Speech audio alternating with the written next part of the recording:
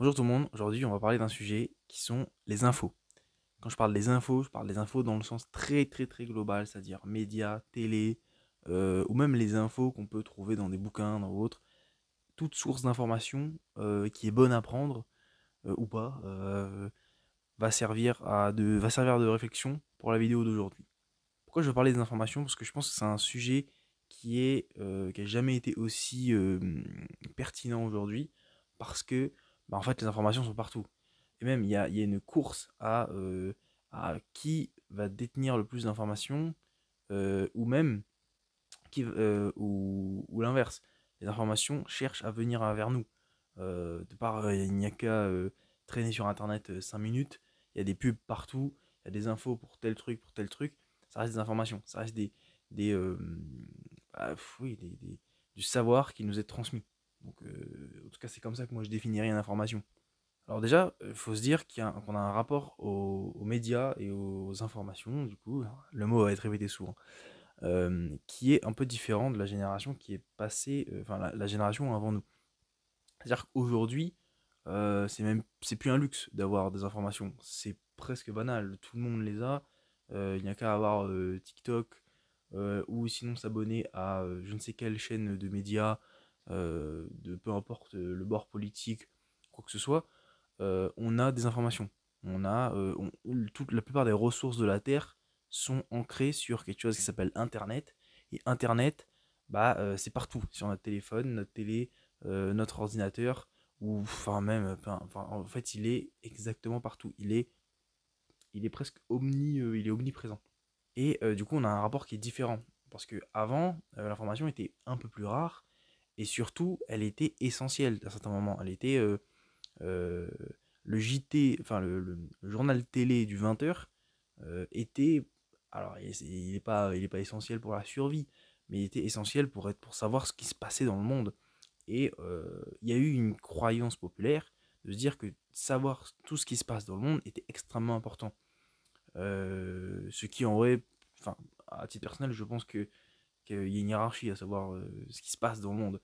Oui, s'il y a une météorite qui va faire exploser la Terre, c'est pas mal d'être au courant. Après, de savoir les problèmes politiques de tous les pays, de savoir toutes les drames ou toutes les innovations technologiques qui peuvent arriver sur je ne sais quel continent ou autre, je sais pas si c'est aussi pertinent aujourd'hui qu'avant que d'avoir ces informations-là. Parce que s'il y en a autant, et si d'un côté, j'ai envie de dire que c'est des choses qui sont pas très chères en termes de prix et en termes de gains énergétiques, enfin pas de gains énergétiques, mais de temps investi et d'énergie investie. C'est pas très difficile d'aller chercher de l'information. Des fois, ça prend pas beaucoup de temps parce que les médias ils le savent, les chaînes d'infos le savent. Enfin, bref, est au courant de ça, tout est au courant que il faut garder de l'attention le plus possible. Donc, on va faire des trucs avec plein d'animations, plein de couleurs, plein de choses pour faire en sorte que les gens gardent une attention le plus possible et on condense les informations, on les résume et voilà, c'est ce qui va en général toucher le peuple, quoi. En tout cas, qui va toucher la grosse globalité des êtres humains qui ont accès à Internet, bien sûr. Je vais pas rentrer dans les exceptions à chaque fois. Donc notre rapport à l'information est très différent. Notre rapport à l'information est très différent des générations précédentes. Parce que nous, c'est pas une denrée rare, hein. C'est loin d'être le cas même. C'est presque qu'on est en surabondance d'informations. Savoir qui croire, savoir qui écouter, ou au contraire, toujours écouter les mêmes personnes. Donc être presque biaisé par, pareil, un bord politique ou une idéologie ou quoi que ce soit en fait. Toujours écouter les. En fait, quand on prêche des convaincus, les médias, en ayant des abonnés à leur compte Instagram autre ou même leur journal en général, en fait, c'est une manière de prêcher des convaincus. Donc, au final, est-ce que l'information nous donne un esprit critique plus élevé? Je sais pas si c'est le cas. Je sais pas si c'est le cas du tout. Deuxième point que je voulais aborder, c'est aussi quel individu ça crée le surplus d'informations. Alors, quand c'est dans une quête infinie du surplus d'informations, avant il y avait les rats de bibliothèque, mais maintenant on a les rats d'internet. On a ce qui est presque, je sais pas, l'appellation a l'air encore moins élogieuse. C'est des gens qui passent leur vie à fouiller les recoins d'internet pour trouver le plus d'informations possible. Des petits mini détectives, mais qui n'aboutit des fois à rien. En fait, le problème avec la quête infinie d'informations, c'est que, encore pour parler de Nietzsche, ça crée du ressentiment, ça crée des hommes du ressentiment, ça crée des gens qui ne vivent pas dans le monde réel, qui ne vivent pas leur vie, et qui passent beaucoup de temps à regarder, sur le voisin d'à côté, quoi. Regarder si sa vie est correcte, si sa vie est bien, obtenir toutes ces informations-là, mais pas du tout vivre sa vie. C'est ça aussi le premier souci de l'information aujourd'hui, c'est que ça crée un besoin d'aller chercher encore plus, comme énormément de choses, hein, j'ai envie de dire. Mais du coup, bah, évidemment, qu'est-ce que ça crée comme genre de profil de personnage? Bah, ça crée des hommes du ressentiment. Ça crée des rats d'internet, comme je dis. Ça crée des profils qui ne vivent que par procuration, qui ne vivent que par l'appât du gain des informations, ce qui rend forcément, ce qui rend, à mon avis, un peu malheureux. Troisième point que je voulais aborder, c'est aussi le lien que entretient l'école et les informations. Depuis qu'on est petit, on nous dit il faut lire des livres, il faut lire plein de livres, il faut lire le journal, faut suivre les informations. Ce mot-là, il faudrait que je mette un compteur. Alors, combien de fois je vais dire information dans cette vidéo. Bref. Euh, combien Ah, je me suis perdu. L'école nous dit tout le temps qu'il faut apprendre, assimiler et comprendre. Comprendre, je sais pas si c'est le bon terme. Je dirais plus, en tout cas, les garder en mémoire. Et la problématique de tout ça, c'est que, pareil, en fait, l'école est une usine à former des gens qui vont aller dans une quête perpétuelle de l'information, qui vont aller chercher l'info. Quand je parle d'info, j'ai déjà précisé au début de la vidéo, mais quand je parle d'info, ça peut être de la ressource, hein, dans des bouquins ou autre. Je suis pas en train de dire que c'est mauvais de lire, évidemment que non. De toute façon, cette chaîne-là, je promue des livres régulièrement.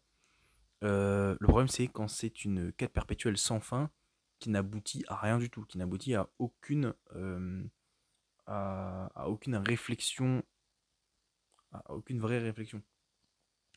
Elle aboutit à ok, j'ai lu ce livre, très bien. J'ai vu tel documentaire, très bien. J'ai vu tel film, très bien. Mais ok, l'aboutissement de tout ça, l'aboutissement de ces informations, c'est d'enrichir le cerveau. S'il enrichit uniquement la carte mémoire du cerveau et non le processeur, oh là là. C'est pour ça, parce que, bon, voilà, je pense que vous avez tous un souvenir de l'école qui vous dit que bah, il faut apprendre par cœur, qu'il faut apprendre plein de choses, qu'il faut. En fait, en même temps, parce que les professeurs qu'on a dû avoir sont certainement des gens de l'ancienne génération, ce que je parlais juste avant, qui étaient à nous dire que l'information était ultra important. Euh, ce qui, comme je l'ai dit avant, je suis pas sûr que c'est si important que ça aujourd'hui. Il y a un autre facteur que j'ai pas dit non plus, c'est que ça crée de l'angoisse. Ça crée aussi de l'angoisse. Ça peut créer de l'angoisse, le surplus d'informations, de connaître trop de choses et ne pas savoir maîtriser tout ça. Ça peut créer une forme d'angoisse. Je pense que l'anxiété moderne qui est liée à la dérive climatique, à la Troisième Guerre mondiale, ou à je ne sais quoi, ou à une attaque extraterrestre, elle fait partie du problème du surplus du surplus d'informations. C'est exactement ça. Et quatrième point qui m'a donné envie de faire cette vidéo en fait. C'était lors d'une de mes réflexions j'en ai déduit que l'information est aussi une certaine manière de fuir le réel et surtout de fuir ses objectifs. fuir ce qu'on a envie de faire. Pourquoi? Parce que le fait d'accumuler du savoir va nous rassurer sur en fait, on va se dire que pour aborder tel sujet, pour comprendre tel sujet, pour comprendre telle partie du monde, pour pouvoir lancer tel projet ou quoi que ce soit, on n'a pas assez d'informations. Il faut qu'on accumule du savoir, il faut qu'on accumule de la connaissance pour se dire que, ok, là, je serai prêt à pouvoir lancer ce projet, pouvoir entreprendre ce que j'ai envie de faire. Et voilà, là est le piège, là est l'illusion, c'est de penser qu'on ne sait pas assez pour faire quelque chose, alors qu'en fait, je pense qu'il n'y a pas besoin de savoir pour faire quelque chose. On fait quelque chose et on apprend en le faisant. Il n'y a pas besoin d'avoir une, pas besoin de se faire une longue introduction sur tel sujet pour se dire qu'il faut que, voilà, maintenant je pourrais m'attaquer à ce sujet-là. Il y a pas besoin, en fait, la théorie ne sert pas forcément à grand chose. Et même au contraire, elle crée une illusion de penser que on n'est jamais prêt. On n'est jamais prêt parce que la théorie est pas bonne. Mais justement, les scientifiques, à un moment il y a la théorie, mais à un moment il y a l'expérience. Il faut expérimenter le monde. Et c'est là le gros défaut de penser qu'on manque de connaissances, qu'on manque de savoir. C'est une forme d'autosabotage, c'est une forme de manière de se dire que je serai jamais prêt, je serai jamais ce sera jamais le moment opportun pour commencer quelque chose parce que il manque du savoir, il manque de la connaissance. Et bah voilà, le genjutsu est lancé, quoi. C'est fini et ça peut aller comme ça jusqu'à très très très longtemps en fait.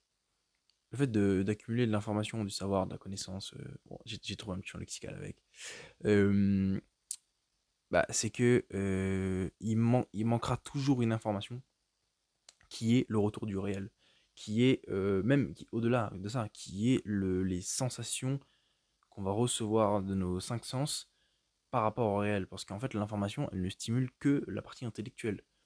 Il y a une phrase dans Fight Club que j'aime beaucoup, c'est comment tu peux te connaître si tu t'es jamais battu. Tu pourras faire une analyse complète de tous les combats de MMA, de boxe anglaise ou de jiu-jitsu, ou bref, de n'importe quel art martiaux, ou même des simples bagarres de rue, analyser le truc, dire ok, moi j'aurais fait ça, moi j'aurais fait ci, moi j'aurais fait ça. Euh, et même tu peux devenir un expert, hein. Tu peux devenir un expert sur l'analyse de ce que les autres font. Il y a une chose que tu sais pas, c'est que se prendre une patate et d'en mettre une. C'est une information que ton corps n'a pas assimilée. Parce que l'information que toi tu as, elle n'est que purement intellectuelle. Et c'est là le problème de la surcharge d'informations, c'est de penser qu'elle suffit en elle-même. Alors que non, elle ne suffira jamais, parce qu'on peut t'expliquer par A plus B c'est quoi l'amour. Si tu ne sais pas c'est quoi l'amour, si tu n'as jamais ressenti ce que c'est que d'aimer, ouais, tu continueras à théoriser sur le truc. On peut t'expliquer par A plus B c'est quoi sauter en parachute. La sensation de le faire ne peut pas être assimilée par juste de l'intellectuel ou juste par une compréhension de ça. Donc il faut vivre pour pouvoir connaître, enfin pour pouvoir comprendre les choses, il faut vivre. Le savoir se mérite parce que pour pouvoir assimiler toutes les parties du savoir, c'est-à-dire au-delà de la partie intellectuelle, il faut la partie expérience de la vie. Il faut un retour de la vie qui nous dit ok, je te donne cette information qui ne dépend pas d'infos que tu aurais pu trouver dans un livre ou quoi que ce soit. Simplement, il faut vivre. En fait, c'est très simple. En fait, au final, le propos est quand même très simple. C'est vivre et ne pas se cacher derrière le manque d'informations pour commencer quelque chose. Bon, je finis le dernier point par en fait, qui est une boucle qui finit un petit peu comme le premier, c'est que bah forcément, s'il y a énormément d'informations, et ben, c'est quelle information va gagner notre attention. Et donc, on est surstimulé par énormément de choses. Donc, je ne suis pas le premier à le dire, hein, de toute façon, je serai pas le dernier. C'est qu'il y a une guerre de l'attention. Il y a une guerre de ok, regarde partout. Et en fait, ne jamais vraiment se concentrer. Donc il y a une guerre de l'attention et de la concentration. Si tu es capable d'avoir de l'attention et de la concentration, bah déjà, tu auras résolu beaucoup de problèmes. Et je pense que je pense que ce combat est mené par la majorité d'entre nous. repouvoir avoir une attention correcte, une attention, je dirais pas de moine non plus, mais et réavoir une capacité de concentration qui puisse faire qu'on développe quelque chose sur le long terme. Parce que là aussi, le problème de l'information, c'est que c'est toujours de l'information à court terme. C'est des petits reels, des petites vidéos en verticale, des petits articles. En fait, c'est très très rapide tout ça.